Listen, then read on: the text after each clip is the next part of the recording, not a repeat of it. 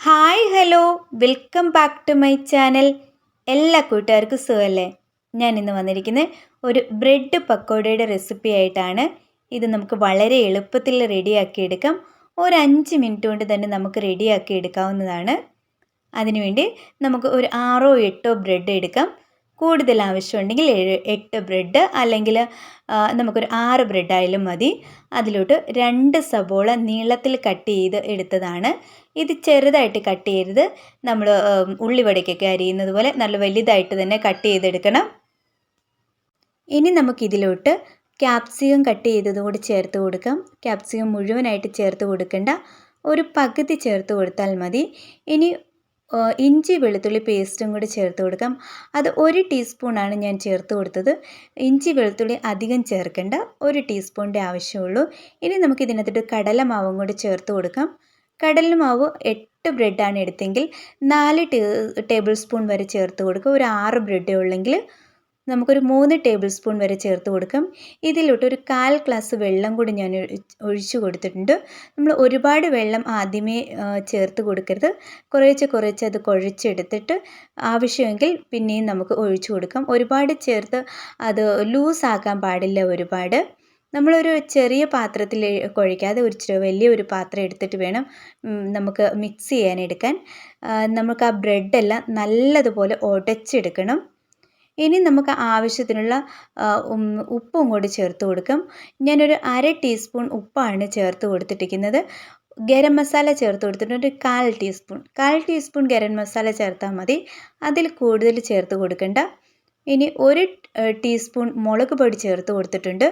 മുളക് പൊടി ഞാൻ കാശ്മീരി ചില്ലി പൗഡർ ആയതുകൊണ്ടാണ് 1 ടീസ്പൂൺ ചേർത്ത് കൊടുത്തത്. ഇല്ലെങ്കിൽ 1/2 ടീസ്പൂൺ ആയാലും മതി. 2 പച്ചമുളകും ചേർത്ത് കൊടുത്തിട്ടുണ്ട്. കറിവേപ്പിലയും ഞാൻ ചേർത്തായിരുന്നു. ഇനി കുറച്ചുകൂടെ വെള്ളം ആവശ്യമുള്ളതുകൊണ്ട് ഞാൻ അതും കൂടി ചേർത്ത് കൊടുത്തിട്ടുണ്ട്. നമുക്ക് ഒരു 1/2 ഗ്ലാസ് വെള്ളം വേണ്ടി വരും. നമ്മളിത് കുഴച്ച് കുഴച്ച് കൊടുത്തിട്ട് ആവശ്യമുണ്ടെങ്കിൽ മാത്രം വെള്ളം ചേർത്താൽ മതി. നമ്മുടെ ഈ മാവ് ഒരിക്കലും ലൂസാകാതെ ശ്രദ്ധിക്കണം. നല്ലതുപോലെ അത് കുഴച്ചെടുത്തിട്ടുണ്ട്. ഇനി നമുക്കൊരു പാൻ വെച്ചിട്ട് അത് ചൂടാകുമ്പോഴത്തേക്ക് സൺഫ്ലവർ ഓയിൽ ഒഴിച്ചു കൊടുക്കാം. എണ്ണയൊന്ന് ചൂടാകുന്നിടം വരെ നമുക്ക് വെയിറ്റ് ചെയ്യണം. എന്നിട്ട് നമ്മുടെ കയ്യിലോട്ട് ഇച്ചിരി എണ്ണ തടവണം. അതില്ലെങ്കിൽ നമ്മൾ ഇത് മാവുരുട്ടുമ്പോൾ നമ്മുടെ കയ്യിൽ മുഴുവനും ഒട്ടിപ്പിടിക്കും. എന്നിട്ട് നമുക്ക് ഇത് കുറേശ്ശെയായിട്ട് നമുക്ക് ഇത് ഇട്ട് കൊടുക്കാം. നമ്മുടെ എണ്ണ ചൂടായിട്ടുണ്ട്. ഇത് നമുക്ക് മീഡിയം ഫ്ലെയിമിലിട്ട് വേണം ചെയ്തെടുക്കാനായിട്ട്. ലോ ഫ്ലെയിമിലിടരുത്. ലോ ഫ്ലെയിമിലിട്ടാൽ ഇതിന് എണ്ണ കുടിച്ചു പോകും ഒരുപാട്. ഹൈ ഫ്ലെയിമിലിട്ടാൽ അത് കരിഞ്ഞു പോകും. നമ്മൾ ബ്രെഡ് കൊണ്ടാണ് ഇതുണ്ടാക്കുന്നത്, അതുകൊണ്ട് പെട്ടെന്ന് നമുക്കിത് കരിഞ്ഞു പോകും. ഞാനൊരു മീഡിയം ഫ്ലെയിമിൽ വെച്ചിട്ടാണ് ഇതുണ്ടാക്കി എടുക്കുന്നത്. എൻ്റെ വീഡിയോ സബ്സ്ക്രൈബ് ചെയ്യാതെ കാണുന്ന കൂട്ടുകാരുണ്ടെങ്കിൽ സബ്സ്ക്രൈബ് ചെയ്യണേ, സപ്പോർട്ട് ചെയ്യണേ. തൊട്ടടുത്ത ബെൽ ബട്ടൺ കൂടി എനേബിൾ ചെയ്യുവാണെങ്കിൽ ഞാനിടുന്ന എല്ലാ വീഡിയോസിൻ്റെയും നോട്ടിഫിക്കേഷൻ നിങ്ങൾക്ക് ലഭിക്കുന്നതാണ്. വീഡിയോ സ്കിപ്പ് ചെയ്യാതെ മുഴുവനും കാണണേ. വീഡിയോ ഇഷ്ടമായിട്ടുണ്ടെങ്കിൽ ഫ്രണ്ട്സിനും കൂടെ ഷെയർ ചെയ്യണേ. നമുക്ക് പെട്ടെന്ന് ഉണ്ടാക്കിയെടുക്കാൻ പറ്റുന്ന ഒരു ഈവനിങ് സ്നാക്സാണിത്. നമുക്ക് ചായയൊക്കെ തിളയ്ക്കുന്ന നേരം കൊണ്ട് തന്നെ പെട്ടെന്ന് ഉണ്ടാക്കിയെടുക്കാം. ഇത് കുഴച്ച് അധികം നേരം വെക്കേണ്ട ആവശ്യമില്ല. നമ്മളിത് കുഴച്ച് അപ്പം തന്നെ ഉണ്ടാക്കിയെടുക്കുന്നുണ്ട്. നമുക്ക് പ്രത്യേകിച്ച് ടൈം ഒന്നും വേണ്ട. നമ്മുടെ വീട്ടിലുള്ള ചേരുവകൾ കൊണ്ട് മാത്രം ഉണ്ടാക്കിയെടുക്കുന്നതാണ്. ബ്രെഡും സബോള ഇതൊക്കെ നമ്മുടെ വീട്ടിൽ എപ്പോഴും ഉണ്ടാകുന്നതാണ്. അതുകൊണ്ട് തന്നെ നമുക്ക് ഇപ്പം ഉണ്ടാക്കണമെന്ന് തോന്നി അന്നേരം തന്നെ നമുക്ക് പെട്ടെന്ന് തന്നെ ഉണ്ടാക്കിയെടുക്കാവുന്നതാണ്. എല്ലാവരും ഒന്ന് ട്രൈ ചെയ്ത് നോക്കാം. വളരെ ഈസിയാണ് ഉണ്ടാക്കിയെടുക്കാനായിട്ട്. ഹൈ ഫ്ലെയിമിലിട്ടാൽ ആ പുറം ഭാഗം മാത്രം കരിഞ്ഞു പോകും. ആ ഉള്ളിലുള്ള കടലമാവൊന്നും നമുക്ക് വെന്ത് കിട്ടത്തില്ല. അതുകൊണ്ട് നമ്മൾ മീഡിയം ഫ്ലെയിമിൽ മാത്രം ഇടുക. മീഡിയം ഫ്ലെയിമിലിട്ടാലേ നമുക്ക് ആ ഉള്ളിലുള്ള കടലമാവെല്ലാം നല്ലതുപോലെ വെന്ത് കിട്ടത്തുള്ളൂ. പിന്നെ സബോളയാണെങ്കിൽ അത്ര വെന്തില്ലെങ്കിലും കുഴപ്പമില്ല. നമുക്ക് ഇങ്ങനെ ചെറുതായിട്ട് കടിക്കാൻ കിട്ടുമ്പോൾ അതൊരു ടേസ്റ്റാണ്.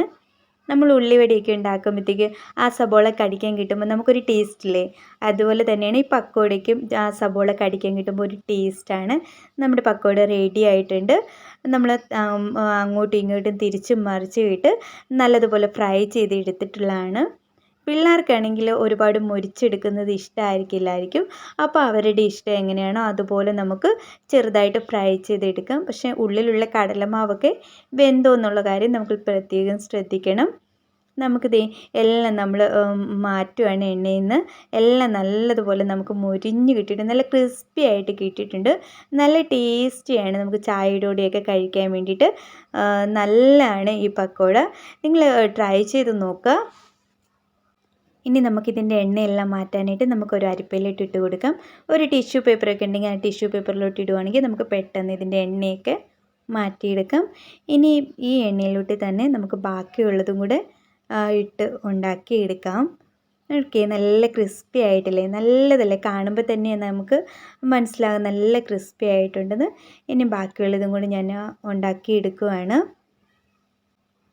നമ്മൾ മീഡിയം ഫ്ലെയിമിൽ ഇട്ട് കൊടുക്കുന്നതുകൊണ്ട് തന്നെ അധികം എണ്ണ കുടിക്കാതെ നമുക്ക് കിട്ടും. ഇതിന് പ്രത്യേകിച്ച് ഷേപ്പൊന്നുമില്ല. നമ്മൾ ഉള്ളിവടയൊക്കെ ഉണ്ടാക്കുന്നത് പോലെ തന്നെ നമുക്കിത് ഉണ്ടാക്കിയെടുക്കാം. ബ്രെഡ് കൊണ്ട് നമുക്ക് പല രീതിയിൽ സ്നാക്സ് ഉണ്ടാക്കിയെടുക്കാൻ പറ്റും.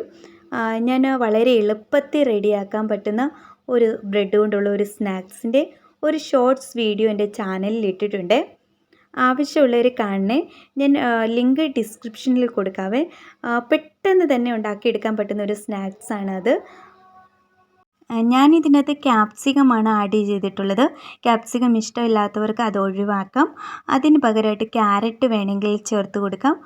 വളരെ ചെറിയ പീസുകളായിട്ട് വേണം കട്ട് ചെയ്തിട്ട് ചേർത്ത് കൊടുക്കാൻ. അതല്ലാതെ രണ്ടും വേണമെങ്കിൽ നമുക്കത് രണ്ടും കൂടി ചേർത്ത് കൊടുക്കാവുന്നതാണ്. ഞാൻ ഇതിൻ്റെ അകത്ത് ക്യാപ്സിക്കമാണ് ആഡ് ചെയ്തിട്ടുള്ളത്. ക്യാപ്സിക്കം ഇഷ്ടമില്ലാത്ത ആരെങ്കിലും ഉണ്ടെങ്കിൽ അത് ഒഴിവാക്കാവുന്നതാണ്. അതിന് പകരമായിട്ട് ക്യാരറ്റ് വേണമെങ്കിൽ ചേർത്ത് കൊടുക്കാം. ക്യാരറ്റ് ചേർക്കുകയാണെങ്കിൽ വളരെ ചെറിയ പീസുകളായിട്ട് മാത്രമേ കട്ട് ചെയ്യാവുള്ളൂ. ഇനി നിങ്ങൾക്ക് ക്യാരറ്റും ക്യാപ്സിക്കവും രണ്ടും വേണമെങ്കിലും രണ്ടും കൂടെ വേണമെങ്കിലും നമുക്ക് ചേർത്ത് കൊടുക്കാവുന്നതാണ്. രണ്ടാമത് ഇട്ട് കൊടുത്തതും നമുക്ക് റെഡിയായിട്ട് കിട്ടിയിട്ടുണ്ട്. ഇനി നമ്മുടെ ബ്രെഡ് പക്കോട ഈ എണ്ണയിൽ നിന്ന് മാറ്റാൻ നമുക്ക്. ഇത് നമ്മൾ കടലമാവിലാണ് ഉണ്ടാക്കിയെടുക്കുന്നത്. ആർക്കെങ്കിലും കടലമാവിൻ്റെ ടേസ്റ്റ് ഇഷ്ടമല്ലെങ്കിൽ നമുക്ക് ഈ കടലമാവിന് പകരം മൈദ ഉപയോഗിക്കാം. പക്ഷെ നമ്മൾ സാധാരണ ബ്രെഡ് പക്കോട ഉണ്ടാക്കുന്നത് കടലമാവിലാണ്. പക്ഷേ ഇഷ്ടമില്ലാത്തവർക്ക് മൈദ ഉപയോഗിക്കാം. ഉണ്ടല്ലേ, ഞാനത് എടുത്തത് മുഴുവനും ഒരു അരിപ്പയിൽ ഇട്ട് വെച്ചിട്ടുണ്ട്. ഞാൻ രണ്ടായിട്ട് ചിലത് നല്ല ഫ്രൈ ആയിട്ട് എടുത്തിട്ടുണ്ട്. കുട്ടികൾക്ക് വേണ്ടി കുറച്ച് മൊരിഞ്ഞത് കുറഞ്ഞത് ഉണ്ടാക്കി എടുത്തിട്ടുണ്ട്. ഉള്ളൊക്കെ നല്ലതുപോലെ വെന്തിട്ടുണ്ട്. എൻ്റെ വീഡിയോ ഇഷ്ടമായവർ ഷെയർ ചെയ്യുകയും ലൈക്ക് ചെയ്യുകയും കമൻറ്റ് ചെയ്യുകയും സബ്സ്ക്രൈബ് ചെയ്യുകയും ചെയ്യണേ. ഇനി ഇതുപോലെയുള്ള നല്ല നല്ല വീഡിയോസുകളായിട്ട് വീണ്ടും വരാം. വൈകുന്നേരങ്ങളിൽ ചായയുടെ കൂടെ ഇങ്ങനെ ഒരു പക്കോടയൊക്കെ കിട്ടുകയാണെങ്കിൽ നല്ല ടേസ്റ്റ് ആയിരിക്കും അല്ലേ. Bye bye. Thanks for watching.